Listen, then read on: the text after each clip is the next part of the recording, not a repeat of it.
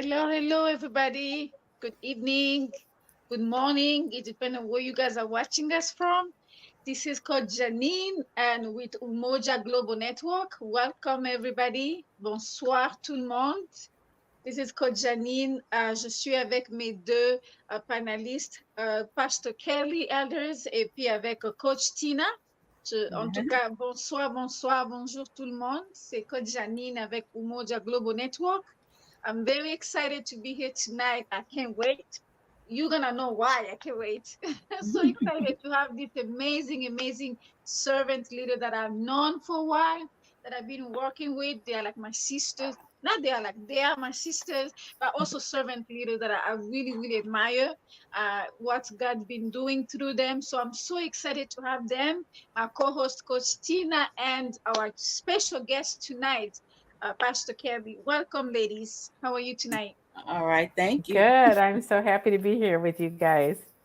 Absolutely, yes. Let's have some good fun. And I hope everybody, please invite everybody to join us so we can be able to have an amazing conversation like we always do every Sunday evening. We bring you tools and strategy so you can be the amazing leader that you can possibly be. Okay. So I hope you're gonna join us and you're gonna share this live so everybody else around you can join us. I hope you take your notebook and your pad because we always give you some good nuggets. Now, tonight is special because we have, one of our servant leader, Pastor Kelly. She has an amazing book just came out. So we want to talk about that. And she's going to be talking about that and more, stuff that she has in place that it's coming up. So again, we're here to supporting one another. And this is the opportunity for you also to ask her a question, to work with her directly. If, definitely you've been called to leadership, she's really one of the servant leaders that I really admire and really believe in what she's doing. So again, guys, welcome and really stay tuned. Pastor Kelly, we have this amazing. I don't have it in front of me. I ordered it, so I'm waiting for I that to have it right come. here. I have it. Yeah, Let's see. she has like There we yeah. go. Yeah, so in the title, it's a Dear Pastor, Dear Church, or Dear Church, Dear Dear Pastor. dear pastor, dear church. Yes. Dear Pastor, Dear Church. Very, to me, when I saw that, I was like, "Woo, we have some good stuff that she's going to be teaching us about that." But even before that, we usually have this tradition of we asking 5 words. You tell us, what comes to your mind. It could be a sentence, it could be a story, or it could be, just anything comes to your mind. There's no right or wrong answer. So our first question, our first word to you, it's impact. What comes to mind when you hear the word impact? I it's what we're called to do. Instead of impress, think about impact. That is more important. Yeah, definitely. Awesome. Sometimes we work Awesome. hard at the wrong things, and I would rather make an impact than a good impression. Yes. Absolutely. I love that. Love that. Our second word, it's leadership. Leadership, everyone is called to lead. Everyone. Everyone is called to lead. Whether you feel gifted or not, you are called to lead. Absolutely.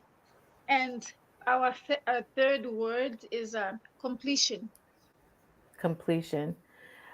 I think that we have to understand that we are born with everything that we need. God has already given us to complete our purpose. We can cultivate, we can sharpen it, we can, definitely mature in our gifting, but we have everything within us, right? Jesus called mere men, ordinary men, so that he could be glorified. So instead of you trying to be all that, let God be all that in you and through you. Amen. Amen. Whew, some good Mhm. stuff. And our fourth word is empowerment. Empowerment to me is everyone has power within them to do something, especially as you're reaching and attaining. Always remember to reach back to grab someone else. You reach forward with one hand, but reach back with another for someone else. So you should be leading, and you should also be following. You should be in that in between place. And if you don't have a person that you're mentoring right now, that should be a must. There should be somebody in your life you're able to pour into. Absolutely. And Mm-hmm. then another word for you to equipping leaders. Equipping leaders, I am believing and praying that the church as a whole will understand the importance of that, of equipping people. It's not enough to tell people about Jesus if you don't introduce them to Jesus. It's Yes. not enough for you to tell them all what the word says if you don't teach them to know how to read the word for themselves. It's not enough. Your equipping isn't just telling. Equipping is showing someone how to do it and arm them with what they need to live a successful life. It's not just you showing them how you do it. It's about you giving them the tools so that they can do it as well. Absolutely. Yes, yes, yes. Mm-hmm. Thank you so much, Pastor Kelly, about this five word that you just and share with us what what came to your mind. Before I give to Coach Tina, just before that, how did you come up with the dear pastor, dear church title? How was the process of that? I have been in the church and in ministry, it seems like all of my life. I think I've told you I was a youth pastor at the age of 18.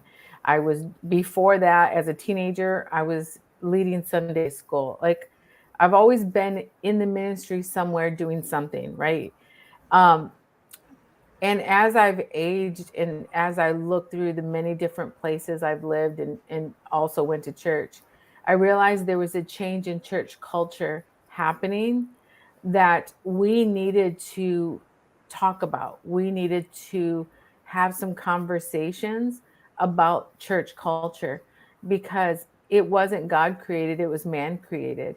And there are some Mm, things that we have kind of taken from the world that has been unhealthy for us as a church, and there are things that have just kind of creeped into our churches that shouldn't be. And I wanted us to have a conversation, a dialogue, hard conversations between leadership and the people that support that ministry. I think it's really important. There's some things, sometimes there's a disconnect. Sometimes it's us and them instead of we. It should be a we, and the responsibility goes both ways. It's not just the leadership and it's not just the people who support that leadership. It's both.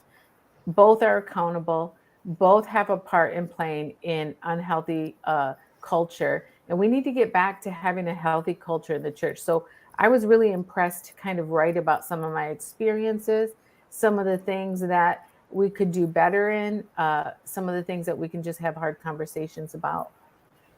wow, that definitely comes to mind. I mean, I'm glad you mentioned that because that's something that we don't usually talk about, like the culture that we, as men, we embedded those, and we think that things just been this way forever. No, it's really the culture that people come into, and as a leader, you can be able either to change that, to improve it, or just to continue, and then we just keep complaining about it. So I'm glad that you mentioned also that, and you also address in the book. So thank you so much for responding.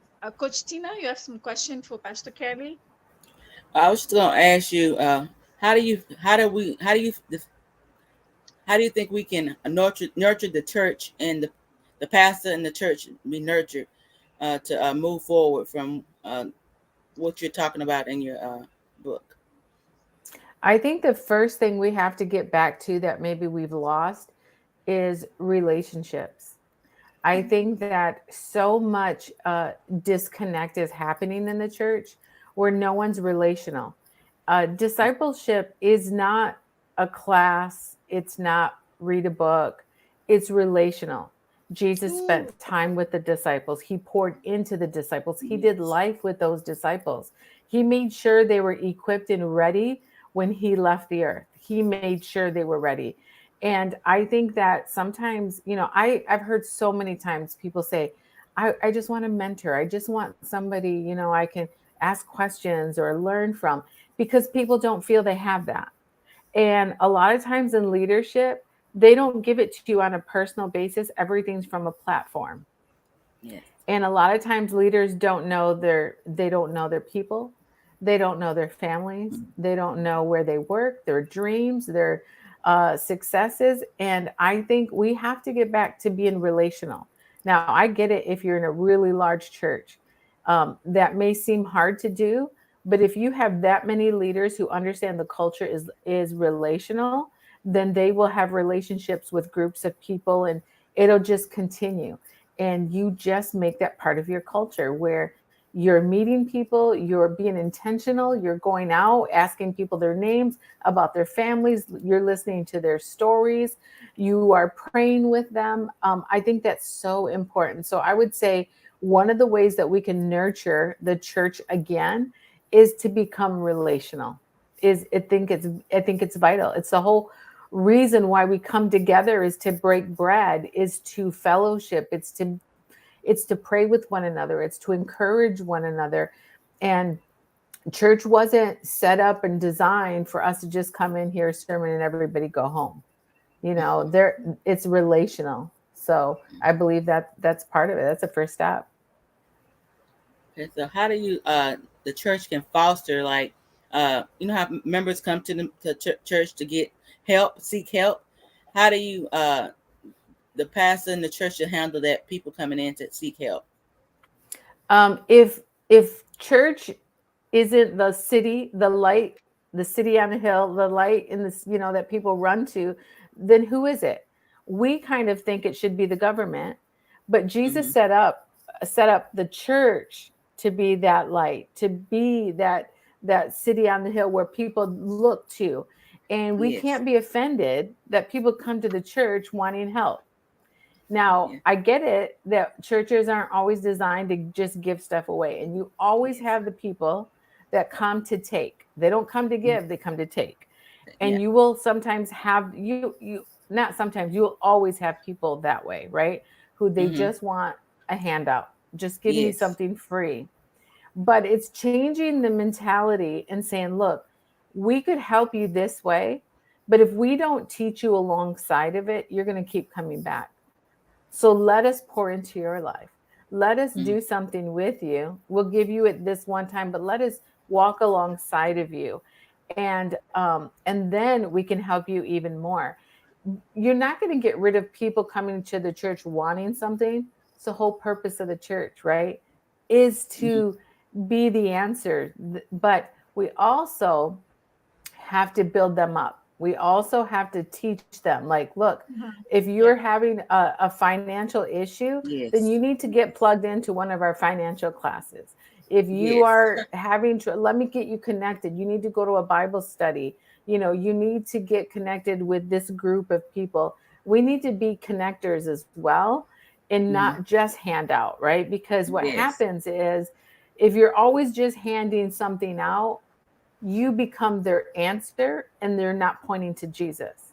Mm-hmm. Sometimes you can't be that person, right? There might go Sometimes people are going through a hard time and they need to have faith and they need to walk some things out.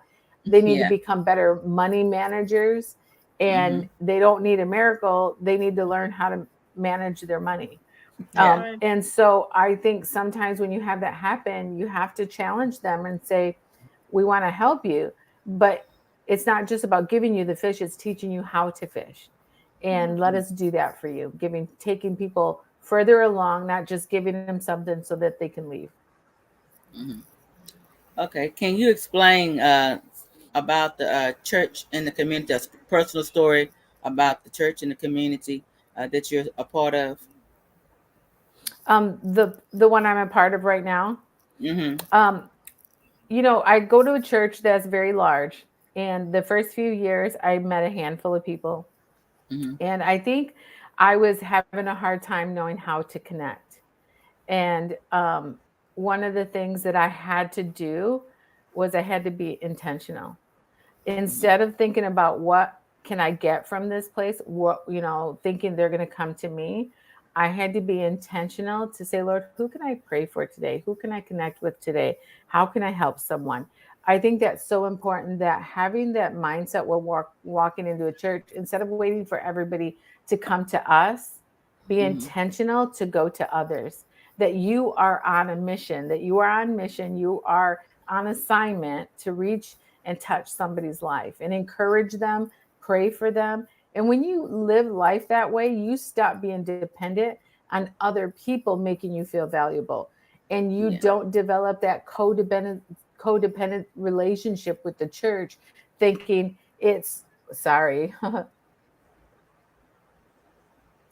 So sorry. Are you there? Yes. Yeah. Okay, hold on. I've got to find you. Mhm. Um, We can still okay. hear you. We can hear you. Okay. And Can you Yeah. see see you. Yeah. me? Yeah, we Yes. can see you too. Yes. Okay. All right. I'm like, Yeah. I don't know where it's at, but that's funny. Oh my gosh. Sorry.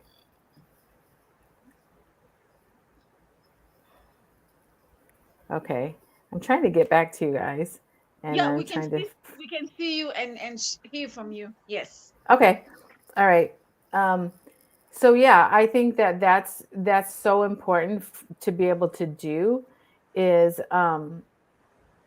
is to be able to, have relationship, be intentional about that. I think that's it's so important to be able to do that. Hmm. Yes. Yes. I agree. Because we don't build a relationship. We can build a relationship outside of church. So why not in church, right? Yes, yes. You have to be intentional to build those relationships. Yeah. It's very important to do that. Because a lot of times people will, like I said, build that codependency. And then Hmm. if somebody doesn't talk to you, if somebody doesn't make you feel special or important, what Hmm. happens is then you're offended, and Yeah. it's because you've developed this relationship and put the onus on the church to make you feel a certain way, to make you Hmm. feel validated, to make you feel special, to make you feel important. And it's not the job of the church to do that. That Hmm. is your relationship with Christ. When you know who you are and whose you are, it doesn't Hmm. matter who likes you, who talks to you, who doesn't. And Yeah. Right. I think we have to change that mentality of we're going to church to celebrate who Christ is and the beautiful community of people he brings together to hear the word. And also, what are you bringing? What are you Yeah. bringing? Can you change a life while you're there? Can you minister to somebody while you're there? Can you stop rushing out to lunch so fast? We need to change that culture where there's so many people who just go into church and leave. They're just in and Mhm. out. And it's sad because I don't think that um, they necessarily want to create relationship anymore, and Mhm. we Yeah. just got to get back to that place that we're willing to do that. Yeah, because I heard many stories. People say, "Well, I went to that church and they didn't even greet me at the door, or this, or they have cliques in the church, or whatever the reason may be." So we have to just start building relationships, like you said, and being intentional on what we're doing while we even in the Lord's house. Yeah, because I think that this idea that there's cliques, any group of people that you find, people are going to be attracted. They're going to go to where they're comfortable. So a Hmm. lot of times when you see a group gathering, it's because they're comfortable. That's Hmm. just like, I feel that way sometimes. It's like when you feel like there's a lot of people, what do? You run to the people because it's Yeah. comfortable. So not Yeah. all the time is a clique so bad. Those are just people who are comfortable with one another. They're Yeah. comfortable with each other, and we have to be okay with that. That doesn't say anything bad about who we are. That they Hmm. it's like, why don't you go up to that group and introduce yourself? Right? We don't want to Yeah. be intentional. We don't want to be the first one to do that. We want them to run to us. But I think as church culture changes, like I said, relationships are very important. Hmm. Yes, they are. So, I love the title of your book. So, what did that come from? The title, actually, the title, just not the reason behind, but just the reason behind that title. The reason was because I've been on staff, I've been a pastor in the church, Hmm. and I've also been a volunteer, servant leader, Hmm. been did a little bit of everything. So Hmm. with that, I didn't want to tell it from one side of the story. I Hmm. wanted to make sure that I was telling it from both sides because I could see both sides clearly. I Yeah. could see what it was like to show up as a volunteer or servant leader and be treated like an employee. I Uh-huh. also knew what it was like to be a staff person and the expectation, or, Mm-hmm. like the things that people would say when you're on staff. So I just wanted to kind of have that conversation on both sides. I think both people are responsible, Mm-hmm. leaders and attenders, that I think both are part of this conversation. So the book is Dear Pastor, and it's the people speaking to the pastor. And then it's Dear Church, and it's from the leaders speaking to the church. Okay, that's cool. So what is one thing you want them that you wanna give lead them with about the book that you think they will get out of it by reading it? I think the first thing I want people to first do, instead of reading the book and thinking, oh, I know a church that, or I know a person like that, or I know a pastor like that, I hope that they take the time to question where they are. I hope they think, wow, do I think this way? Have I acted this way? Have I thought this? I hope they first look at themselves and identify that we're all part of the problem. Like Mm-hmm. we've all been in it somewhere, Mm-hmm. and that we can do something about it. Um going through the book, there's some times where I'm like, Lord, I didn't pay attention to that as a leader. Mm-hmm. Or there's times I'm going and I'm writing, I'm thinking, you know what, this was an issue for me. Mm-hmm. So I had to do that work as well. And Mm-hmm. so I'm just hoping people will really question themselves and know their own heart, and then change. Like you may not go in and change your whole church, Yeah. but you can change you, Yeah. and you can be more aware. I think after you read this, you're going to be aware of these things. You're going to be more aware of, so you don't get caught up in the stuff that you shouldn't, and be a Mm-hmm. part of it, and that you'll be part of the change that's good, and see things differently. So I'm hoping, I'm believing that that's what people will do when they read the book, is first internalize, take a look at you, and then change what you can around you. Okay, that sounds good. Okay, I'll give it back to Coach Jeanine. Thank you so much again. Those are very good questions. Mm-hmm. Thank you, Coach Tina. My other question to you, Pastor Kevin, what was going into your own process, your own journey while you started this book? Where was your mind? Like probably you had a one direction, and then maybe you find yourself, going through the process and Mm. kind of going. I mean, not, not really to take left, but just kind of like the I would say the process kind of move you, and you discover something about yourself that you didn't discover in the beginning. Can you share that with us? The process and how was that? I think, for me, one of the things that I had realized, that in leading, I I always felt like I cared about people, right? Like that was the whole thing. It's like I cared about people.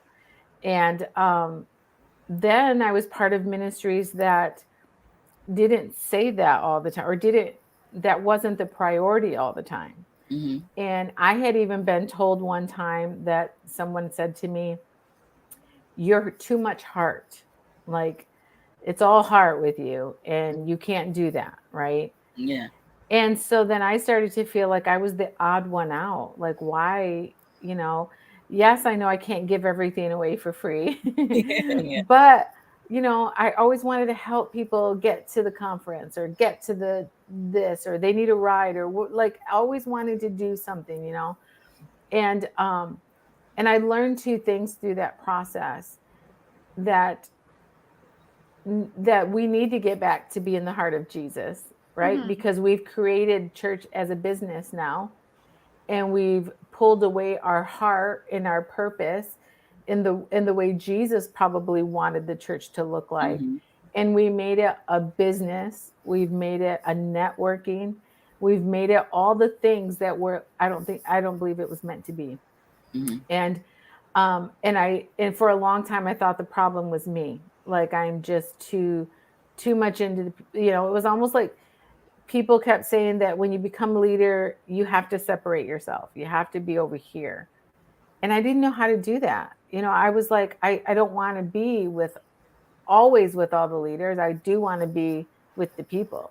Mm-hmm. Mhm. I don't want to be stuck in the green room. Like I Yeah. Mhm. felt like I don't want to do that. I want to Mm-hmm. meet all the people who are here, who's showing up, you know, and um and so there was that big divide in myself of thinking, what am how I'm not knowing where to fit because Mhm. I'm a leader, but I don't want to be stuck just in a Mm-hmm. room, Mm-hmm. and I'm not always a servant leader just being with the people because I Mm-hmm. do need to learn as Mm-hmm. well. Mm-hmm. And I just felt like the rooms were too separated and they Mm-hmm. need to come together again. And Mm-hmm. so for me, I think that was one of the things was learning that leading with your heart, as long as your heart is for Christ, Mm-hmm. is okay. It's Mhm. not wrong. It's not Mm-hmm. a weakness. Mhm. That and then on the other side of that, I had to learn that I am not the Holy Spirit. I am not Jesus. And I cannot rescue everybody. I can't Yeah. be everybody's answer. And Mhm. I can't get in Jesus's way trying to be the hero. And I Mhm. had to learn that. Like I'm not going to be the hero. Jesus is meant to be the hero. He's meant to Mm-hmm. receive the glory. And Amen. I can't run with a savior mentality trying to save everybody from their decisions, right? Mhm. And so those are two things that really I learned through this process of writing and understanding about leadership. Oh, thank you for sharing that with us. Um, Another last question for you before you tell us where can we get this book? It's how do we you're talking to many leaders right now listening to you. What would you tell them how to cultivate the culture of really relationship, being intentional, like really being there for the people, being a servant leader? Because so many leaders on my mind, they really stuck on that green room, or like just being among the leaders, but also now really meeting the need.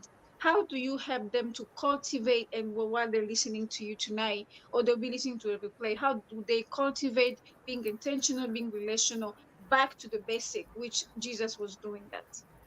One of the things that I talk about in the book is celebrityism. So it's not a word, but I made it up. Yes. Celebrityism is it's both are responsible. The leader is being treated by people like they're untouchable. Like, oh my God, they're in the room. Oh my gosh, can I just shake your hand?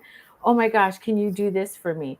And so it's the responsibility of the church to stop treating our leadership Hmm. like celebrities, Right. yet you can show them honor. Mhm. Honor, it has nothing to do with trying to treat them like a celebrity.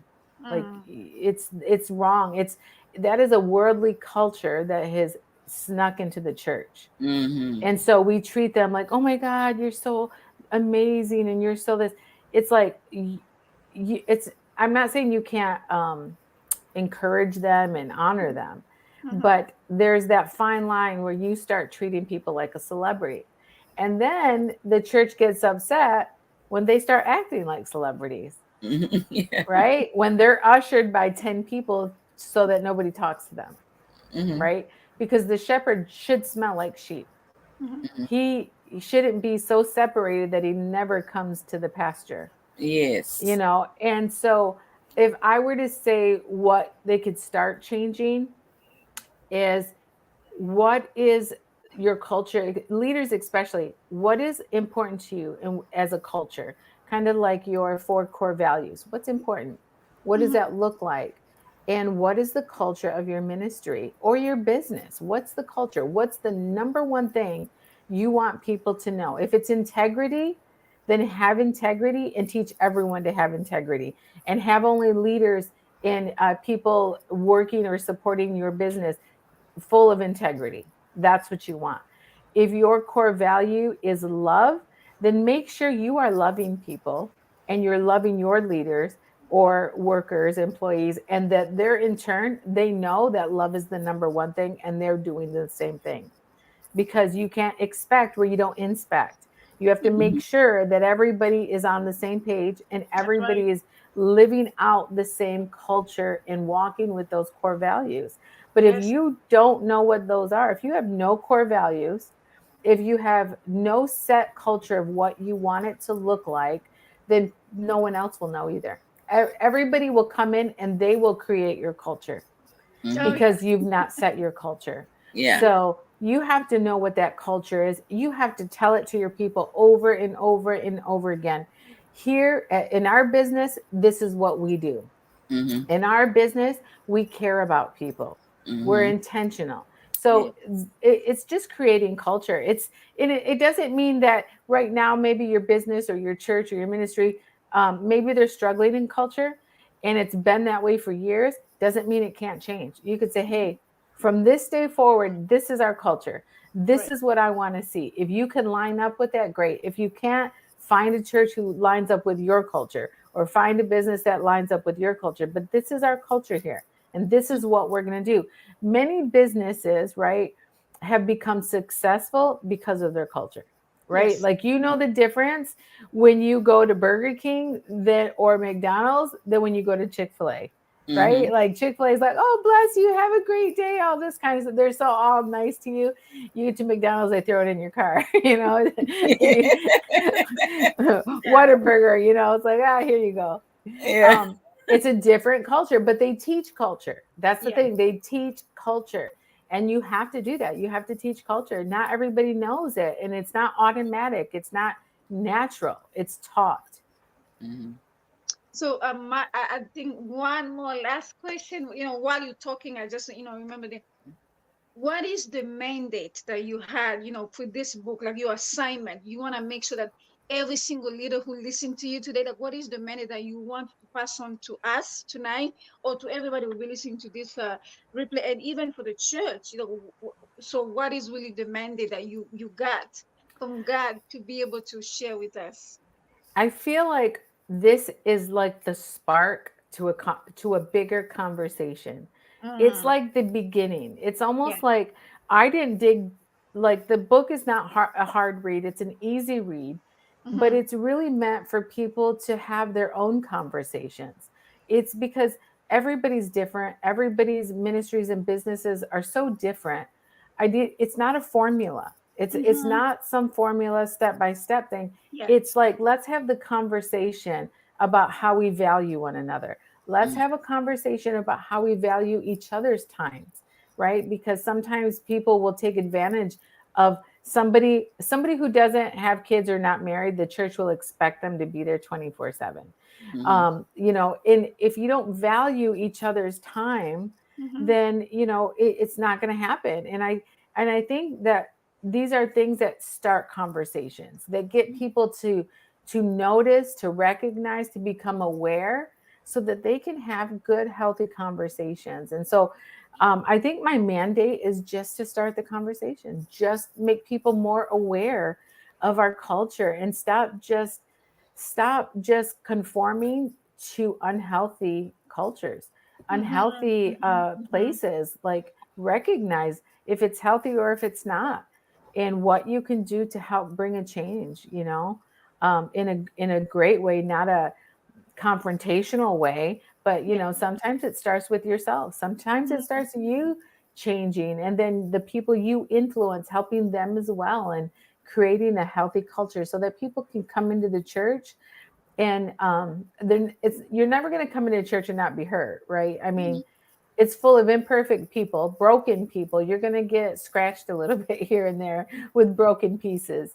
But the thing is that it's a beautiful place as well, to where there are, you know, we have to stop looking at the church as a bad place full of bad people. It's a healing place. There are people who do love Jesus and do want to come together, Mm-hmm. and they do want to have connections and community.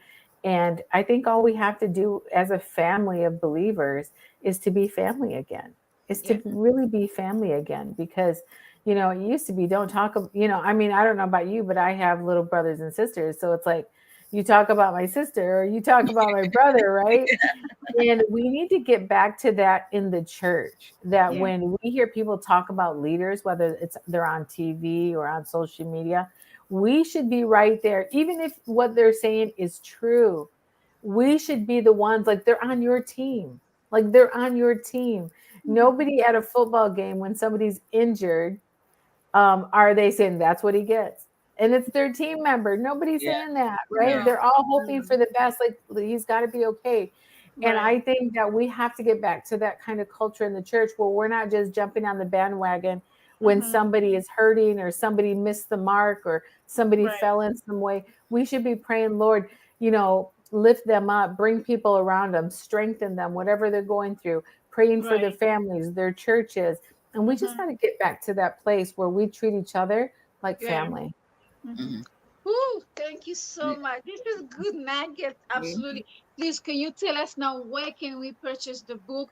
And also, please give us your website so people can directly contact you. And please purchase this book. I already purchased mine. I'm waiting for that this week. Yes. And I'm definitely going to read. And then we're going to bring her back because she has more to give, guys. This is just a nugget. Thank you so much, Pastor Kelly. I Yeah, don't thank know. you. Is there a chat box in here that I could put the website? Yeah, Okay. there's a chat box here too, and you can say that too, so people can. Okay. Okay. I'm Mhm. looking, but I don't see the Or here, post in the comments like okay. there's a I found private. it. Yes, yeah. Whoops. Um, so you can get that at my website is kellyelders.com. Mhm. So you can also order on Amazon, but but my website everything's there, and you can get it at the website kellyelders.com or Amazon as well. And you just look up Kelly Elders or Dear Pastor, Dear Church, and you'll find it there. And I thank you, all you who will order, all that I would love to hear back from you of what Yes, you think, questions. I would love that. I'd love to have conversation about some of these things and just get your feedback of what that looks like. absolutely. Thank you so much again. Any last word, Coach Tina, before we give to Pastor Kelly? Now, I was just gonna say this. This was good. You gave a lot of good nuggets, like Coach Jeanine said. I really enjoyed the conversation about this book because I think this is going to help a lot of churches and pastors and congregation. So I'm excited about it. Absolutely. And guys, you're going to see Pastor Kelly definitely, making sure that she's bringing you this nugget, but also she just wants you to go back to the basic, which is being intentional leader. And this is something that you need to do as a leader. And you make sure that all the things we've been talking about today, that it's really what you come to take this as a tools and strategy so you can be able to implement this because 2024, we're bringing you tools and strategies. So thank you again, Pastor Kelly, for tonight. And you'll be back soon. Thank you guys so much for what you're doing, and I appreciate you having me. You guys always have great questions, so I thank you for that. You're welcome. And I Absolutely. can't wait to get you guys a copy. Oh, Okay. yes, Bye. absolutely. All I'm right. waiting for mine. Yeah. Merci encore beaucoup de se connecter ce soir. C'était Coach Jeanine avec Pasteur Kelly et Coach Tina. On était en train de parler du livre de Pasteur Kelly. Elle a écrit Cher pasteur, chère église. Donc, nous sommes vraiment dans la joie pour son livre qui est venu. Et bientôt, si vous n'avez pas encore acheté le livre, achetez le livre. Son website, c'est kellyelders.com. Et puis aussi, même sur Amazon, vous pouvez aussi. Mais si vous avez une question, vous avez oublié comment acheter le livre, il faut me poser la question. Je pourrais vous montrer comment le faire parce que c'est vraiment un livre que vous deviez lire. C'est très important. Si vous êtes appelé au leadership, ça, c'est vraiment un bouquet que vous avez besoin. OK? Merci I'm beaucoup. Et guys, we will see you guys on Wednesday because we have our book also coming up very soon, The Power of Umoja. So make sure that you come for your, Zoom call because we're going to talk about that, how you can be able to be part of this movement, not just a book, but it's really a movement that we want leaders to be intentional about showing the power of unity. So Umoja, it's in Swahili, it means unity. So the power of Umoja. So make sure you connect with me or Coach Tina, Dr. Tammy, or Dr. Sandy. They can be able to show you definitely the link, and then you can be able to join us on Wednesday at 12 p.m. Central Time if you want more information about that. Thank you, guys. all right. Bye Thank bye. you. Good Bye. night. Bye bye.